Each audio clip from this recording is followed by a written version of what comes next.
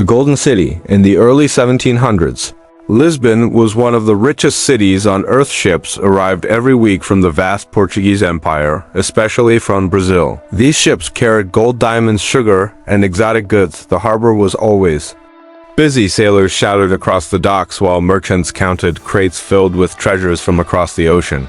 To visitors, Lisbon looked like a city of endless wealth from across the ocean. Much of this wealth came from the Portuguese colony of Brazil. Huge amounts of gold were discovered there in the late 1600s, and by the early 1700s the metal flowed into Lisbon constantly. The King of Portugal used this fortune to build magnificent churches, palaces, and monuments. Nobles lived in grand houses filled with imported furniture and art. For the elite, Lisbon felt like the center of the world. Life for ordinary people, but not everyone enjoyed this wealth. Most citizens were craftsmen, sailors, servants, or laborers.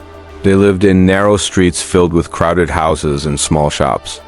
Markets sold fish, bread, fruit, and wine. Daily life was busy but modest. Workers woke early, walked through winding streets, and spent long hours earning just enough to survive.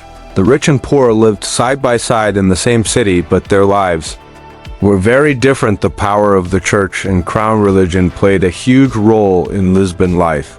Churches dominated the skyline, and public ceremonies filled the streets with music, candles, and processions. The monarchy ruled with strong authority. Loyalty to the crown and church was expected. Political power stayed mostly in the hands of nobles and royal officials. For most citizens, life followed strict traditions.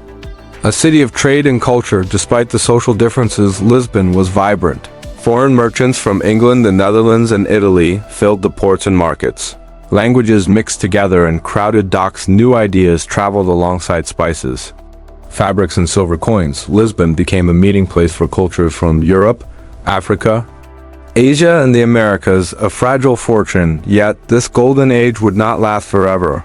The city's wealth depended heavily on colonial trade, and beneath the beautiful buildings and crowded markets, Lisbon faced hidden dangers. Earthquakes, fires, and economic changes would eventually reshape the city's future.